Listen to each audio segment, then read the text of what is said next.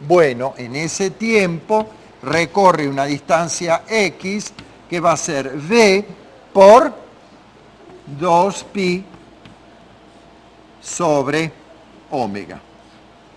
Muy bien. Entonces, la distancia que recorre cuando da una vuelta es x igual a v por 2pi sobre omega. Ok. Sí, pero v sobre omega es una cosa determinada por el golpe y por la forma. V sobre omega es una cosa determinada. Entonces aquí me queda 2pi por V entre omega, pero V entre omega es 2i V entre omega, es 2 veces el momento de inercia sobre ml. Bueno, ahora ¿qué hay que hacer? Ahora hay que reemplazar el momento de inercia de una barra respecto del centro de masa por su masa y ¿cómo se llama? Sus dimensiones.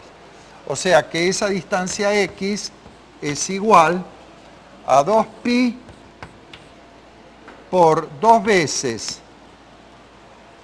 ¿Cuánto era? ¿Un tercio de ml cuadrado era? ¿Eh? ¿Sobre? No. Sobre 12 era respecto del extremo.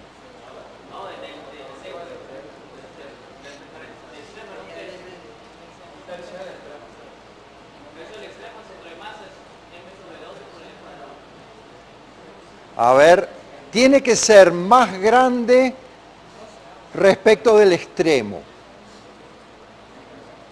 ¿Verdad? Entonces, respecto del extremo es un tercio. Y 1 sobre 12 respecto del centro. Bueno, está bien, les creo. Entonces me queda 4pi por un tercio de m L cuadrado sobre ml. O sea que queda 4 tercios de pi por L. Entonces, ¿cuánto se desplaza cuando ha dado una vuelta? 4 tercios de pi por la longitud. No depende de la masa, no depende de la longitud. Sí depende de la forma. O sea, no es lo mismo golpear una barra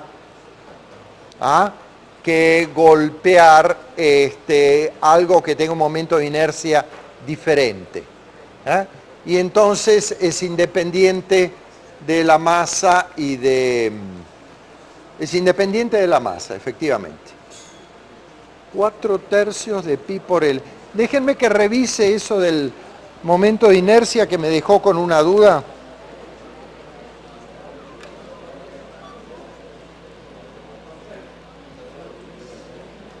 Pi por L sobre 3. Sí.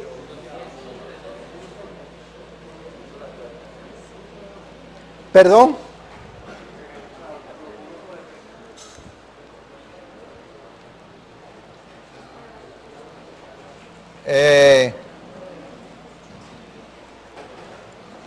Porque pensé que era un tercio, pero es 1 sobre 12. Bueno, si es 1 sobre 12, entonces es 4 sobre 12, entonces es un tercio. ¿Sí? 4 entre 12 es un tercio. ¿Sí? ¿Me confirmas, por favor, si es lo que dijimos? ¿Eh? ¿Está bien? Ok.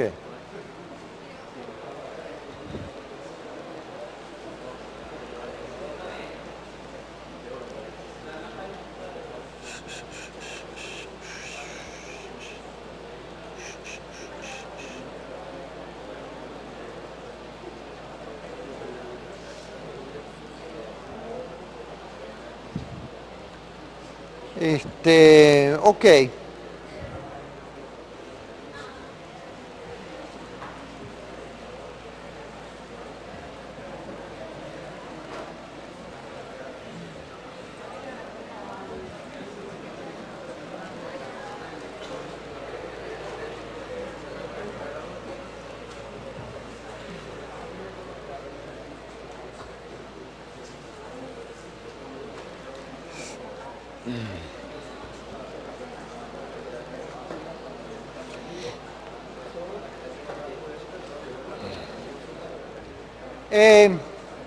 Quería hacer un ejemplo de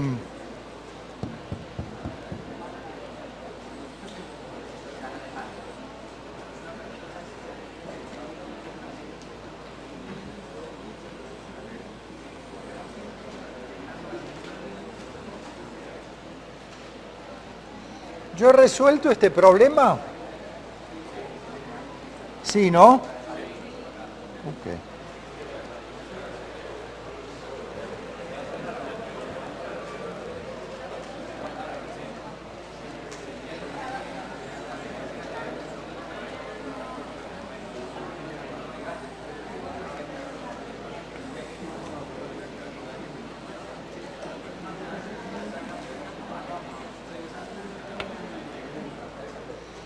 Ok, vamos con otro ejemplo. Esto es una rueda. Entonces yo quiero calcular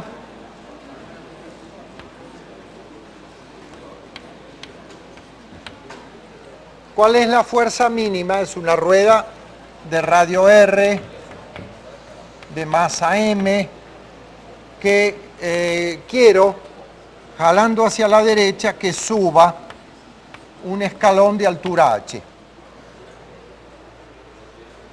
Entonces me pregunto cuál es la fuerza mínima que hay que hacer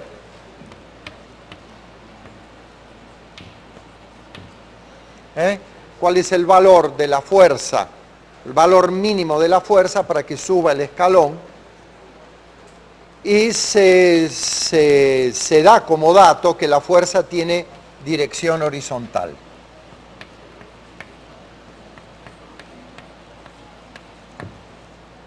Bueno, vamos a ver qué fuerzas tengo aplicadas aquí en el centro de masa de la rueda, el peso de la rueda, la fuerza F y las fuerzas que aparecen en este vértice y la normal, ¿verdad?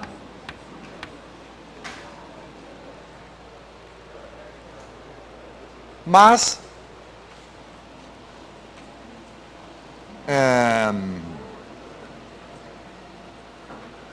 una fuerza horizontal H y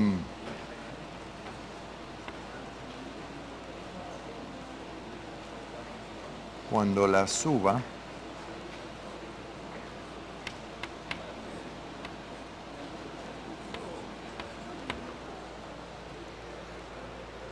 en el borde del escalón. Esas dos fuerzas que acabo de colocar allí, B con B de vertical y H con H de horizontal, son las componentes de una fuerza incógnita que el vértice del escalón hace sobre la rueda. En realidad, la situación es esta. Sobre ese punto, aquí, aparece una fuerza que hace el escalón sobre la rueda que desconozco a priori, ¿verdad? Pero que yo sé que la puedo descomponer en una componente horizontal y una vertical. Y así las llamo.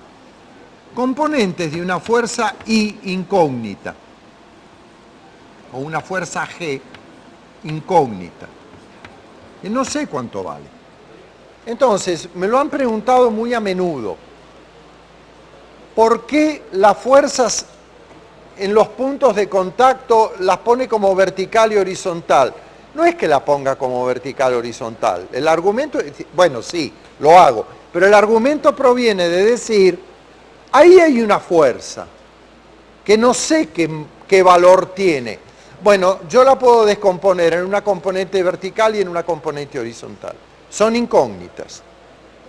Muy bien, esa es la idea. Es una situación que se da mucho.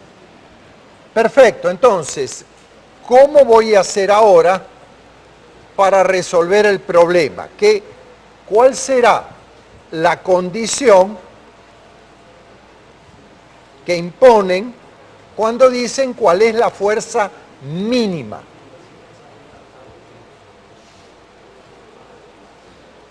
Para que suba el escalón.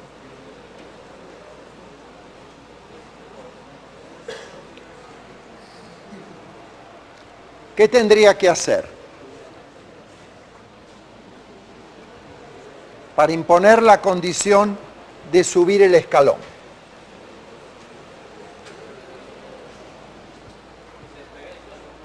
¿Cómo?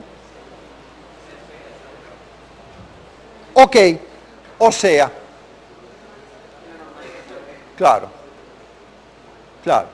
si yo logro que esta fuerza sea lo suficientemente importante como para solicitar aquí un vínculo lo suficientemente importante como para que la normal no tenga que equilibrar el peso, estoy en la condición en la cual el movimiento es inminente, la rueda va a girar alrededor de este punto y lo primero que va a pasar es separarse del piso. Entonces, uno de ustedes dijo separarse del piso, bien, y el otro dijo que la normal sea cero. Lógico, porque si se separa del piso ya no hay más fuerza de contacto. Entonces, la fuerza mínima tiene que lograr que la acción de esta fuerza, esta V, esta H y este peso, tengan al sistema en equilibrio. Esa va a ser la condición de fuerza mínima. Entonces, vamos a ver. No voy a entonces, suma de las fuerzas aplicadas en la dirección X igual a 0. Suma de las fuerzas aplicadas en la dirección Y igual a 0. Suma de los torques con respecto a un punto que me convenga igual a 0. Entonces tengo que elegir el punto que me conviene, que será ¿cuál en este caso? El vértice. ¿Por qué? Porque el vértice, si tomo torques respecto de este punto, me elimino los torques de estas dos fuerzas que no conozco. Entonces, vamos a ver. Suma de las fuerzas horizontales iguales a 0. Esa es la fuerza F menos esta fuerza H.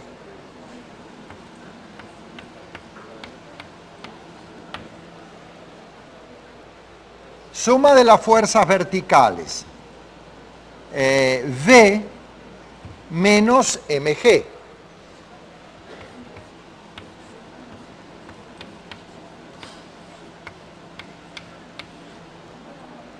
Y ahora necesito que el torque del peso respecto de este punto se equilibre con el torque, que el torque del peso con respecto a este punto se equilibre con el torque de la fuerza F con respecto a este punto. Ok, entonces si tomamos los torques que generan rotaciones en este sentido como positivos, ¿quiénes son? El peso da un torque positivo, entonces voy a tener el peso por esta distancia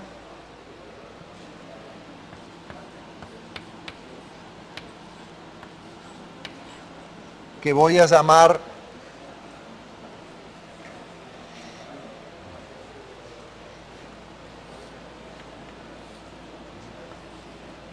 D.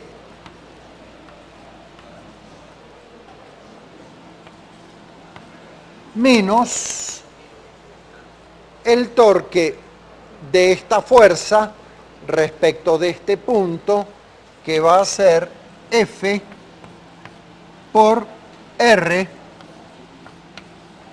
menos H. En estas condiciones, cuando el torque de esta fuerza equilibre el torque del peso, el movimiento es inminente. Es la condición estática que dice que este torque de la fuerza F se está equilibrando con el torque del peso y ya no hay más torque de la normal, porque la normal no participa en el sistema porque está siendo equilibrada por B, H, N y Mg. Bueno, ahora lo que hay que hacer para encontrar cuánto vale la mínima fuerza F, que es aquella que equilibra el torque del peso, una vez que tenga la fuerza F, ya conozco H, la fuerza B tiene que ser igual al peso. Ahora hay que hacer un poco de geometría, ¿no? Porque hay que encontrar esa distancia D. Bueno, entonces vamos a hacer eso.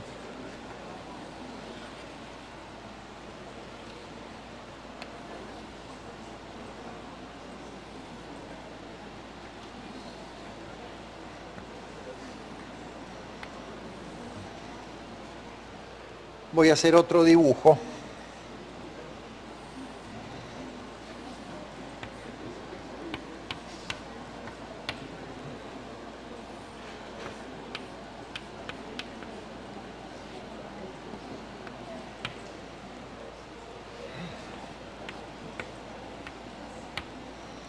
Bueno, esta distancia D, vamos a ver.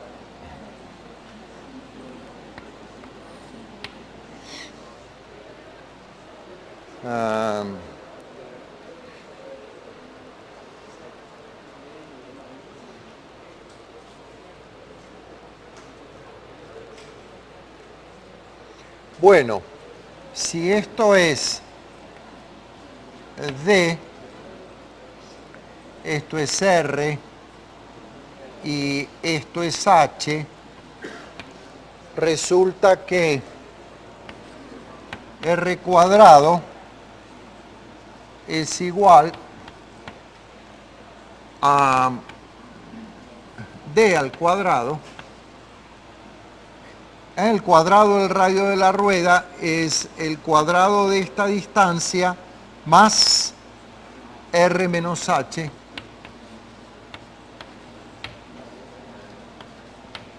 al cuadrado. Quiere decir que D es la raíz cuadrada de R cuadrado menos R menos H al cuadrado. Esa es la distancia D, esta.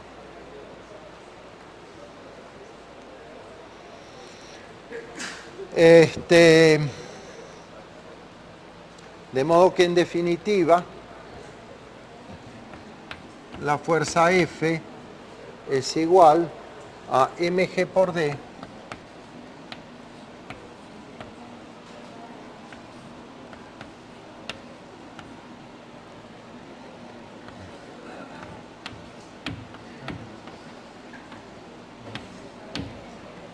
mg F es mg por D sobre R menos H.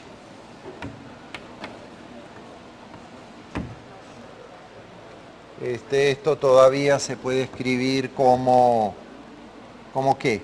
Como mg por la raíz de R menos R cuadrado se va, entonces me queda 2H R menos H al cuadrado sobre R menos H.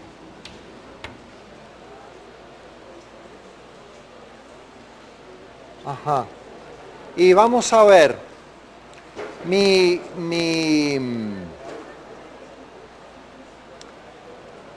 mi lectura del problema dice que si H, la altura del escalón tiende a 0,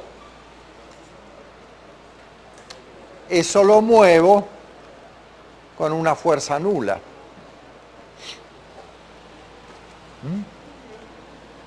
Lo único que necesito para acelerar cualquier fuerza que yo aplique sobre una rueda en un piso horizontal, un sistema que está equilibrado, por pequeña que sea la fuerza que yo aplique sobre una rueda en un piso horizontal, lo va a acelerar. Así que la condición estática la obtengo con fuerza nula. O sea que si H es 0, si H es 0, esto tiene que tender a 0. Y así es, porque esto es lo mismo que mg por la raíz de h que multiplica a 2r menos h. H que sale fuera de 2r menos h, y esto es r menos h.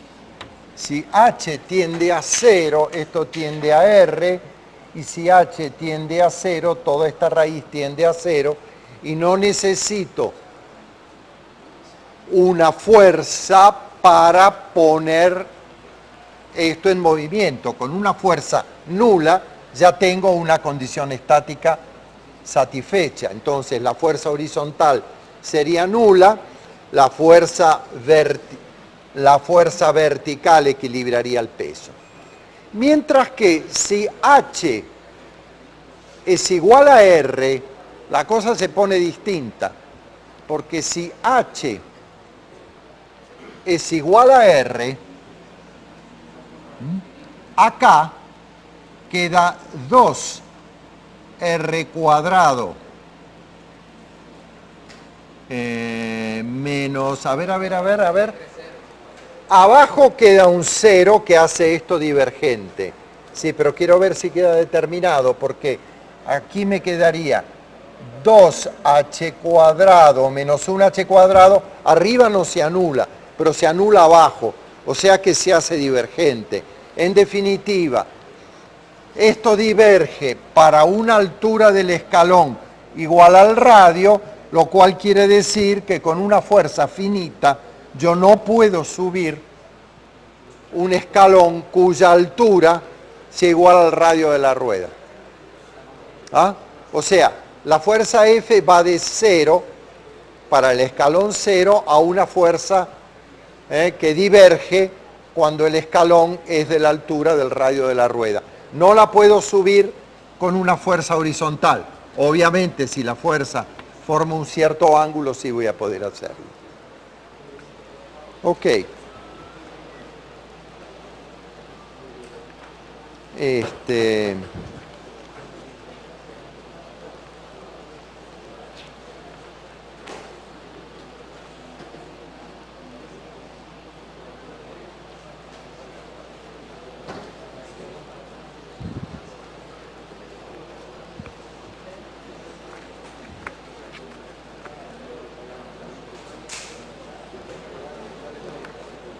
Quería todavía hacer un ejemplo más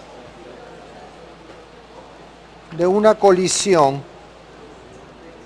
en un disco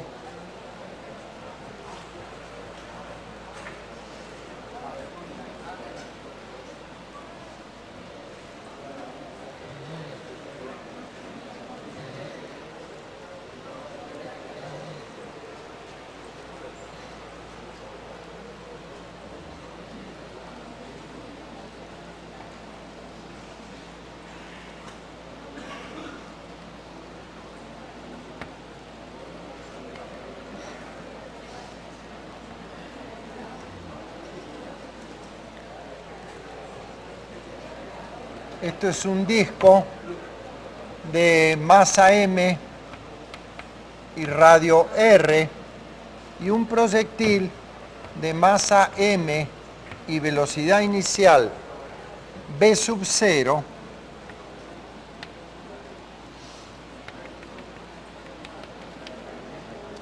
que viene por acá, pega en una saliente del disco y rebota. Entonces, hay dos posibilidades. El disco puede rotar alrededor de su centro sin fricción. Hay dos posibilidades. O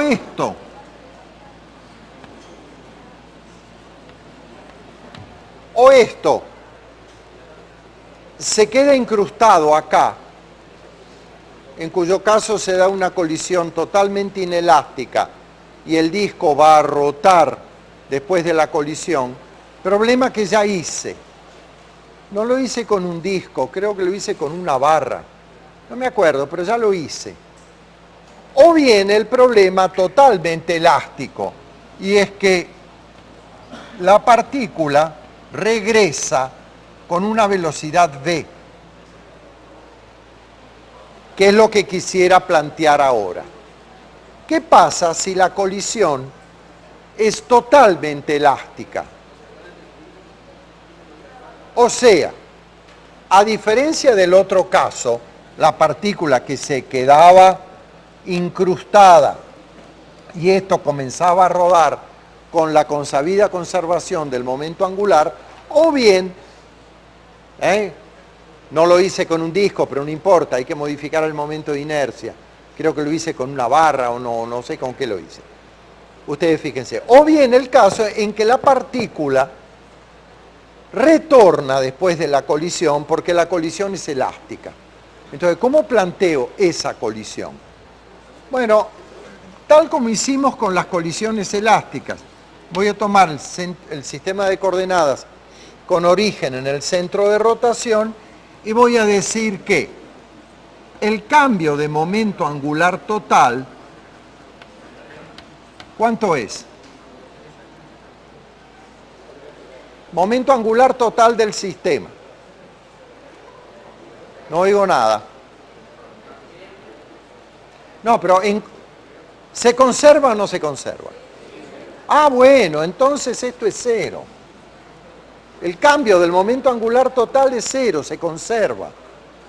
¿Por qué? Y bueno, porque las fuerzas que actúan durante la colisión, está la acción, está la reacción, no dan torque neto, y las fuerzas que actúan sobre el eje no dan torque. Entonces, como no hay un torque total sobre el sistema, el momento angular se conserva.